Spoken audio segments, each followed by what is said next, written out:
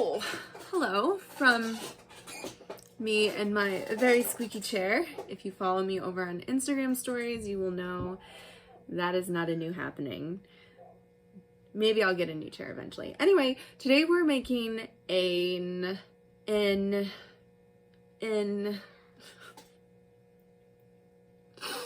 Today we are making an herbal hair wash. Oh, very exciting things. I originally wanted something that was low toxic, a better alternative, and the things that I had found out there online weren't great. Not necessarily because the ingredients were bad, but because they were expensive, and I am bougie on a budget. That was just as cringy saying out loud as it was in my head. But yes, we have a budget, being that we are a stay-at-home family, i.e. I homeschool. We do Grandma's Lavender on the side. Caleb works full-time. So we're really living on like 1 1/4, half income. So we live on a budget. And that means I have to get creative and use what I have to live a lower toxic lifestyle that I want to live. So hence I do a lot of my own things, like making my own herbal hair wash. So this is very easy to make. It's very hard to mess up, and it's a very forgiving recipe. So if you are new to herbal anything, making anything with herbs, working with herbs, this is a really good place to start.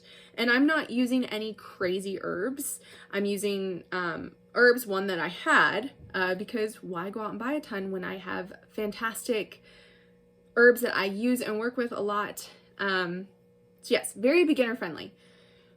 So what you're gonna need is a big fancy bowl to infuse your herbs in. I just boiled a whole kettle of water.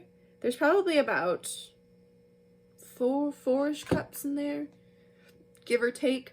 The jar, a mason jar somewhere. The jar that I'm using to store this in is about 3.5 cups, but you want to have a little bit extra water just because when you let your herbs infuse in the water, it will soak up some of the water. So you just want to account for a little bit of that loss. So anyway, let's just get started. What I'm going to be using is calendula. Got my big old jar of calendula here. Chamomile, and of course, lavender. I'm a lavender farmer after all, so I'm going to be using lavender and as many things as I can. So for this recipe, I'm going to use about 1/4 cup to 1/2 cup of each of the herbs. You can use a little bit less, a little bit more, depends on what you want. So the reason I used the herbs that I did, so we'll start with getting my calendula. Calendula is very rehydrating. So if you have a dry scalp, calendula is fantastic. It's also the reason why we use it in our hand balm, because when people get like really dry, cracked hands, this is very healing and moisturizing. It's going to soothe any irritation or itch that you have on your head. It's going to stimulate circulation, so it's going to clear out all the dead skin. It's going to promote collagen, which is really good. It's really helpful to promote your own body's sources of collagen rather than like having like artificial, and then which will strengthen your hair. Obviously, collagen is really good for your skin and hair and nails. And then I have calendula, or not calendula. We just said calendula. The other C word. The other C, oh gosh. The other C herb we have is chamomile. So chamomile is known for soothing. You don't have to be very well versed in herbal anything to know about chamomile. It is very widely used in most like nappy time teas or like soothing teas, those kind of things. So it's going to help with the irritation and the itchiness again, which is going to help dandruff. So if you, the best thing I could allude this to is like, if you've ever seen Breakfast Club, you know, where she makes the lovely art with her hair. if you were too young for that reference, you need to go see The Breakfast Club. It is just classic. Mwah, chef's kiss, timeless classic. So there'll be no more Breakfast Club dandruff art. And it's very antioxidant rich. And of course we're using lavender because, like I said, I'm a lavender farmer, and lavender is a really versatile herb. I love it. It's antibacterial, antimicrobial. It's smells amazing. I mean, it is definitely something that you can pretty much add into anything, or at least I try to add it into pretty much anything, because I have a lot of it, and we like to use what we have here. So I have all my herbs in my bowl. I'm gonna fill with water.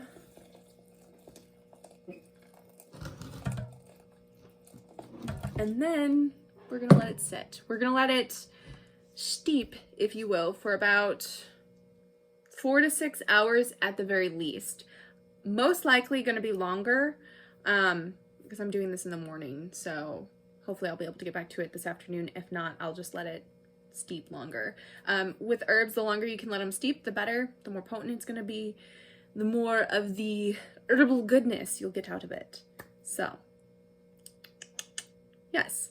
When I strain this off, I'm also going to add in some apple cider vinegar and some neem oil as well, and I can touch on that a little bit as I'm adding those in, but those are also a couple more ingredients, and then vitamin E as well. So that's the only other thing that I'm adding. But anyway, we're going to let this beautiful baddie sit for at least 4 to 6 hours, and we'll see you on the flippity flip. And we're back. Me and my squeaky chair are back.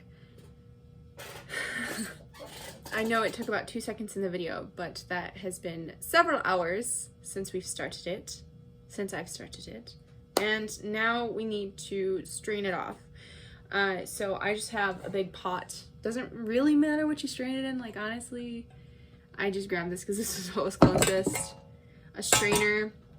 Side note, the calendula does have these like little petals that will definitely fall through this. This is not a very fine strainer. So if you don't want that, use cheesecloth. If you don't have cheesecloth, you can use paper towel. You can use a coffee filter, and that'll strain it off. I don't really care because if any little particles get in my hair, I know the water is going to wash it out. So it's really preference, up to you. Anyway, ooh. Ah! Put it on me!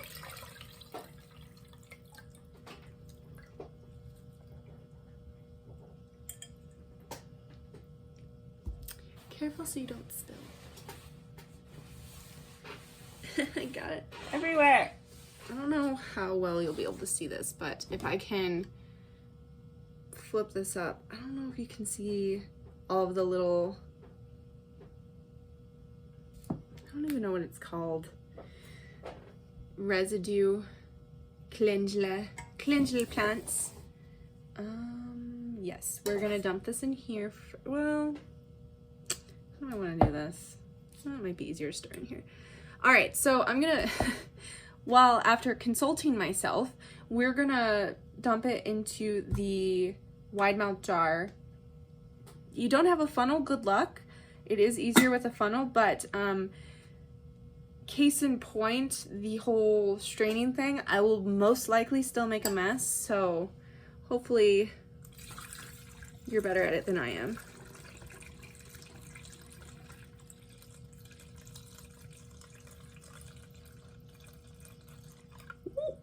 Alright, got a little extra. Okay, so there you have it. You have your water, or I have my water and a couple of other things, and then we'll be done, and it'll be good, and you can use it, which is good because I need to wash my hair. So I'm gonna add vinegar. Apple cider vinegar is great. I know some of you probably groaned, very loudly, either inwardly and or outwardly. But apple cider vinegar is really good because it's going to help regulate your hair pH, and it's going to remove anything that's going to clog your pores, any residue that's left over in your hair. This is going to help. You know that, like you get that point where you need to wash your hair and your hair just feels yucky and dirty? Yeah, this stuff's going to help. It's going to help, I promise. It's going to strip your hair in the very best way possible. It's going to take away all the bad and bring out the goodness. You know, white vinegar does similar things. Like, it's going to strip your hair, but it doesn't have the same properties that apple cider vinegar would. So I would use this personally. I use about a tablespoon. And I promise, I mean, the smell is horrendous, honestly. I hate the smell of apple cider vinegar. But once it's mixed in, you can't smell it. Promise. The next thing we're going to add is neem oil. Neem oil is abundant in fatty acids. It's got really good vitamin E. It's antioxidant. It's going to strengthen and protect, soothe your hair. So lots of things in here to soothe your hair, and which will help with dandruff and things like that. Ooh, it's goopy. So I'm going to add like 6 or so drops. And the last thing I'm going to add is some vitamin E oil. So the reason I'm adding vitamin E oil is because vitamin E oil acts as like a natural preservative. And because this is a water-based product item, I just want to be cautious of molding. I haven't had that issue, but I like to be overly cautious. Because, you know, you don't want to go through the whole steeping of your herbs and using all your ingredients just for it to mold on you. Because this usually will last me about 6 or 8 washes.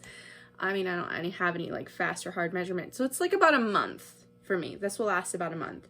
And I don't want to go through all that hard work just for it to mold. That would be irritating. So I'm going to add, this is a half a tablespoon in my hand right now. It's not quite full, so we'll just it's kind of eyeballing it, honestly. But you probably don't need that much. Anyway, like I said, it's just like a precaution. Now that we have everything in there, I'm going to just give it a good little stir. Nice little mixy mix. Okay. And we'll cap it. And that, my friends, is how you have your very own homemade hair wash, hair rinse. How I would use this, I don't think I've mentioned that. So what I do, I keep like a little plastic cup in my shower bathtub, and so when I want to use this, I'll just pour some in there. It's easier to handle in my opinion, so that way I'm not dumping the whole thing on my head. So I will do that, you know, like when you do your everything showers, wash your hair before I do anything else. I use Dr. Bronner's unscented baby soap to wash my hair. I just squirt a little in my hand, dilute it with a little bit of water, shower, and then I use this and I let it sit for about 10-ish or so minutes, 10-15 minutes. Longer is better. And then I rinse it out. Or you don't have to rinse it out. You could technically leave it if you wanted to. That's up to you. I have left it in my hair before. Personally, I don't like it because I feel like it makes my hair like greasy and oily looking, and to me it defeats the purpose of like having the washed haired look, you know, like, anyway. So I don't prefer doing it that way, but again, what works for me may not work for you, what works for you may not work for me, vice versa. So don't be afraid to play around with it a little bit and see what you like the best. Something else that I wanted to mention while I have you here is something I realized while I was trying to figure out kind of my own hair I have more like curly, wavier hair, so for a minute I wasn't brushing my hair as much because it would brush all of my curls out, and I was like, then it just looks like a puffer fish, and it's not a good look for me. So I didn't do that, and then I was realizing like I was having more dandruff. And I think the thing we have to realize is your scalp is skin too, and it sheds, and you have like skin that needs to be like exfoliated, just like on your arm or your legs. So it's important to brush your hair to get that stimulation, that circulation. I have like one of those little scalp brushes that I like sit there and I do this in the shower, and it feels really good. It's like a little scalp massage. And that's been really helpful. So if you're looking for things to help with like dandruff, that's what I found has helped me personally. So if you want to give it a little shot, I got mine off Thrive Market for $3-4. Very cheap. It's not like anything special, but if you are struggling with that, that's what I would suggest. But anyway, that is all, my friends. I hope you found this helpful. If you guys like this video, make sure you like and subscribe, and I will see you guys next week.